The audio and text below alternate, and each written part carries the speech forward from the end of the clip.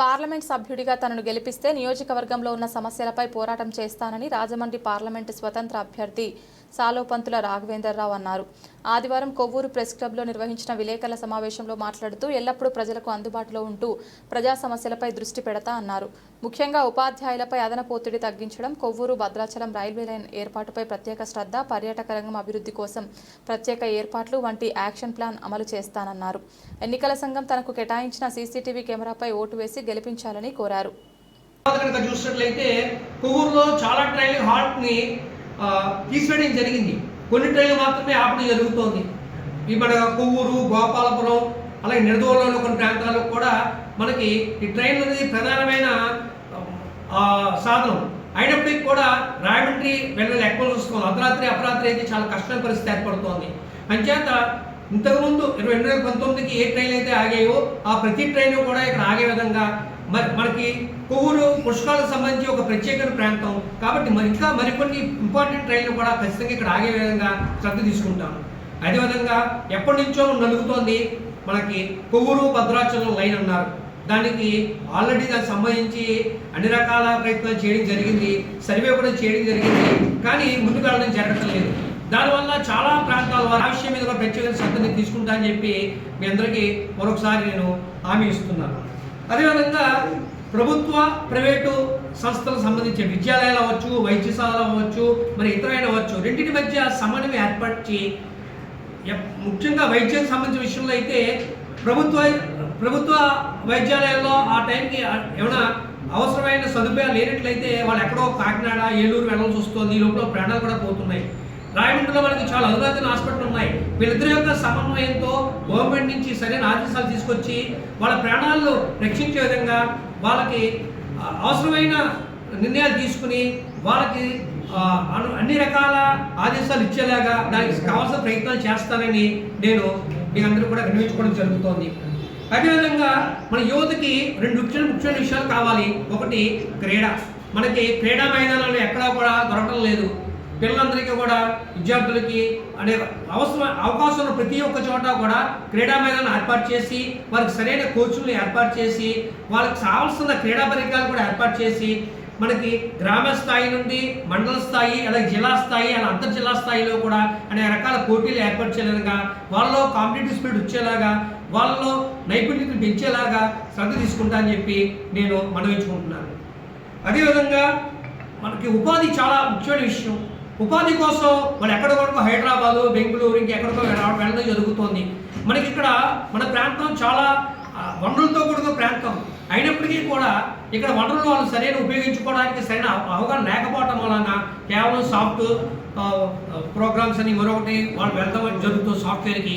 అంతే తప్ప వాళ్ళకున్న నైపుణ్యతని కానీ వాళ్ళకున్న టాలెంట్ని కానీ మనకున్న వనరులు కానీ వాళ్ళు ఉపయోగించలేకపోతున్నారు. కాబట్టి ఈ యువతకి అందరికీ కూడా ఇక్కడికి వాళ్ళకి స్టార్టప్లు కలగజేసి చిన్న చిన్న కుటుంబ పరిశ్రమలు అవ్వచ్చు, లేదా స్మాల్ స్కేల్ ఇండస్ట్రీలు అవ్వచ్చు, అటువంటివన్నీ కూడా వాళ్ళు పెంచుకునే విధంగా దీని తదనంతరం వచ్చిన ఉత్పత్తుల్ని కేవలం మనకు మాత్రమే కాకుండా మనకి మిగిలిన మనం ఉపయోగించుకోగా మిగిలిన ఉత్పత్తులని కూడా దేశ విదేశాలు కూడా ఎగుమతి అయ్యేలాగా దానికి సరైన ప్రణాళికను ఏర్పాటు చేసి యువతను ప్రోత్సహిస్తానని, యువత కాళ్ళ మీద నిలబడి వాళ్ళు స్వగ్రామంలోనే ఉండి వాళ్ళు చాలా ఆర్థికంగా మంచి స్థాయికి వెళ్ళేలాగా చేయడానికి దోహదం చేస్తానని చెప్పి నేను విన్నవించుకుంటున్నాను.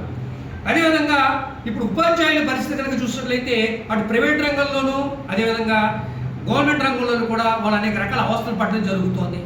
గవర్నమెంట్ రంగంలో అయితే వాళ్ళు ఎంతో కష్టపడి వాళ్ళు డిఎస్సిలో ఉద్యోగం సంపాదించిన తర్వాత వాళ్ళు ఆ ఫోటోలని ఈ ఫోటోలని ఆ అప్లోడ్స్ ఈ అప్లోడ్స్ చేయడం సరిపోతుంది. విద్యార్థులకు పాఠం చెప్పడానికి ఏమాత్రం కూడా సమయం మిగలటం లేదు. అలా కాకుండా వాళ్ళకి ఈ పనులు చేయడానికి ప్రత్యేకమైన స్టాఫ్ తీసుకుని వీళ్ళకి కేవలం ఉపాధ్యాయులు కేవలం బోధన మాత్రమే చేసేలాగా సరైన వాళ్ళకి ఆదేశాలు వచ్చే విధంగా దానికి సంబంధించిన వ్యవస్థ ఏర్పాటు చేయడం కోసం నేను తప్పనిసరిగా ప్రయత్నం చేస్తాను.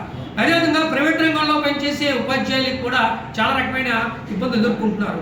వాళ్ళకి ఎంతో టాలెంట్ ఉన్నప్పటికీ కూడా వాళ్ళకి సరిగ్గా నెల అయ్యేసరికి ఏదో కారణం అడ్మిషన్ చేయలేదనో లేదంటే వేరే కారణం వల్ల వాళ్ళకి జీతం ఆగిపోవడం జరుగుతోంది. క్షణంగా తీసివేస్తే వాళ్ళకి ఏ రకమైన సహాయ సహకారాలు కూడా అందటం లేదు. పైగా వాళ్ళకి ఏ రకమైన యూనియన్ కూడా లేదు, వాళ్ళ తరపున పోటీ చేసేవాడు ఎవరు కూడా లేదు.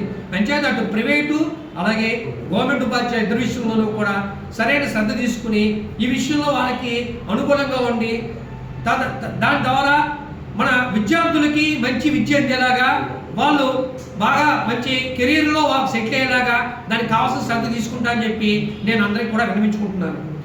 అదేవిధంగా మన కొవ్వూరు వరకు చూసినట్లయితే మనకి 4th బ్రిడ్జ్ పరిస్థితి చూస్తే కుంగిపోవడం జరిగింది. అదేవిధంగా మనకి రోడ్ కమ్ రైల్వేస్ ద్వారా బస్సులు ఊళ్ళోకి రావడం లేదు. ఎక్స్ప్రెస్ బస్సు అన్ని కూడా ఊళ్ళోకి రావడం లేదు. ఎక్కడెక్కాలో తెలియటం లేదు. వెళ్తే రాయమండ్రి కాంప్లెక్స్కి ఎక్కాలి, లేకపోతే ఎక్కడెక్కాలో కూడా తెలియని పరిస్థితి. ప్రైవేట్ సర్వీస్ కూడా రావడం లేదు. ఊరు నుంచి అర్ధరాత్రి ఊళ్ళో దిగితే వాళ్ళు ఎక్కడికి రావాలో ఎలా రావాలో తెలియని పరిస్థితి. చాలా ఇబ్బందులు పడుతున్నారు. అంచేత దానికి సరైన షెల్టర్ ఏర్పాటు చేసి అవసరమైతే వేరే బస్ స్టాండ్ ఏర్పాటు చేసి అక్కడి నుండి ఊర్లోకి కంటిన్యూస్గా ప్రతి అరగంటకి ఒక బస్సు ఉండేలాగా కూడా ఏర్పాటు చేయడానికి నేను ప్రయత్నం చేస్తాను. అదేవిధంగా మనకి పంచాయతీలు మున్సిపాలిటీకి నిధులు వస్తున్నప్పటికీ కూడా ఆ నిధుల్ని వేరే వేరే మార్గాలకి మళ్ళించడం జరుగుతోంది. అలా కాకుండా పంచాయతీలకి అలాగే మున్సిపాలిటీలకి సరైన నిధులు వాళ్ళకి కావాల్సిన అవసరాలకి మాత్రం ఉపయోగించుకునేలాగా దానికి ఒక వ్యవస్థను ఏర్పాటు చేస్తాను. వాళ్ళకి ముందుగానే ప్రణాళిక ఏర్పాటు చేసి దాని బడ్జెట్ ఏర్పాటు చేసేలాగా నేను సరైన శ్రద్ధ తీసుకుంటా అని చెప్పి వాళ్ళకి కావాల్సిన గ్రాంట్స్ అన్నీ కూడా వచ్చేలాగా శ్రద్ధ తీసుకుంటా అని చెప్పి నేను అందరికీ విన్నవించుకుంటున్నాను. చాలా కాలం నుండి కాంట్రాక్ట్ ఉద్యోగులు అటు టీచర్స్ అవ్వచ్చు, లెక్చరర్స్ అవ్వచ్చు, వివిధ రంగాల్లో ఉన్నారు. వాళ్ళు ఇవాళ రేపు అంటున్నారు, ఎన్నికల ముందు వాళ్ళకి హామీలు ఇస్తున్నారు, ఎన్నికలు అయిన తర్వాత వాళ్ళు ఏమాత్రం కూడా పట్టించుకోవటం లేదు. అది అంగన్వాడీ కార్యకర్తలు చాలా మంది ఉన్నారు, మనం ఈ మధ్య చాలా మంది చూస్తూనే ఉన్నాం. వీళ్ళందరికీ కూడా తప్పనిసరిగా ఎవరైతే వాళ్ళకి పూర్తి అర్హత ఉందో ఆల్రెడీ సర్వీస్ చేస్తున్నారో వాళ్ళందరికీ కూడా క్రమబద్ధీకరించి వాళ్ళకి అన్ని రకాల వసతులు అలాగే అన్ని రకాల సహాయ సహకారాలు అందేలాగా వాళ్ళకి పూర్తి జీతం వచ్చి పెన్షన్ ఎలిజిబిలిటీ కూడా ఈవెన్ గవర్నమెంట్ ఉద్యోగస్తులు కూడా చాలా మంది పెన్షన్ 2003 తర్వాత పెన్షన్ ఎలిజిబిలిటీ పోయింది. కానీ పెన్షన్ చాలా అవసరము కాబట్టి అటు గవర్నమెంట్ ప్రైవేట్ వ్యవస్థకు కూడా పెన్షన్ సంబంధించి ఒక ప్రత్యేక వ్యవస్థను కూడా ఏర్పాటు చేస్తానని చెప్పి నేను విన్నవించుకుంటున్నాను. అదేవిధంగా అన్నిటికన్నా ముఖ్యమైన విషయం ఏంటంటే మనకి మన ప్రాంతంలో అభివృద్ధి చెందాలి అంటే ప్రధానమంత్రి లేదా ఇతర కేంద్ర మంత్రులు, రాష్ట్రపతి ఇటువంటి వాళ్ళు కనీసం ఒక సంవత్సరం మన ప్రాంతానికి కనుక వచ్చినట్లయితే కనుక ఇక్కడ మనకి రోడ్లు అయితే ఇతర విషయాలు అన్నీ కూడా డెవలప్ అవుతాయి. అందుకు గాను ఒక ఎంపీగా నేను వాళ్ళు ప్రధానమంత్రి ఇతర కేంద్ర మంత్రులు కూడా మన ప్రాంతానికి కనీసం ఒక్కసారిగా వచ్చి ఇక్కడ జరిగే అభివృద్ధి కార్యక్రమాల్లో వాళ్ళు పాల్గొంచుకునేలాగా చేస్తానని నేను అందరికీ విన్నవించుకుంటున్నాను. అలాగే అన్నిటికన్నా ముఖ్యమైనది పర్యాటక రంగం. మనకి కొవ్వూరు అంటే గోష్పాదాల రేవు, అలాగే రాయమండ్రి చుట్టుపక్కల కూడా మనకి కోనసీమ అన్నీ కూడా మనకి చాలా అద్భుతమైన పచ్చని ప్రాంతము, ఎంతో పర్యాటక రంగంగా మనం ఎంతో అభివృద్ధి చేసుకునే అంశం దీంట్లో ఉన్నాయి. దీని మీద ఎవరు కూడా శ్రద్ధ వహించడం లేదు. దానికి అవసరమైన ప్రణాళిక ఏర్పాటు చేశాను. దానికి సంబంధించి కూడా అన్ని రకాల విషయాలను శ్రద్ధ తీసుకుంటానని నేను విన్నవించుకుంటున్నాను. అందరికీ నేను కోరుకునేది ఏమిటి అంటే మన కోసం స్వచ్ఛందంగా వచ్చి నిస్వార్థంగా ఎవరైతే పని చేస్తారో వాళ్ళని కనుక మన ప్రజాప్రతినిధిగా ఎన్నుకుంటే మన మధ్య ఉండి మనం ఎప్పుడు కొలిస్తే అప్పుడు పలికి మన కోసం పని చేస్తారు. గత 33 సంవత్సరాలుగా నేను ఎలా ఉన్నానో మీకు అందరికీ తెలుసు. కాబట్టి ఇప్పుడు 12 మంది కంటెస్ట్ చేస్తున్నారు, వాళ్ళల్లో మీకు ఎవరైతే యోగ్యులు మించారో వాళ్ళకే ఓటు వేయండి. నాకేమేమైతే అడగటం లేదు. మీకు ఎవరైతే యోగ్యులు మించారో వాళ్ళకే వేయండి. వాళ్ళు మనతో పాటే ఉండాలి. మనకు కావాల్సిన అన్ని రకమైన మన సేవలను అందించగలగాలి, ఎప్పుడు అందుబాటులో ఉండగలగాలి.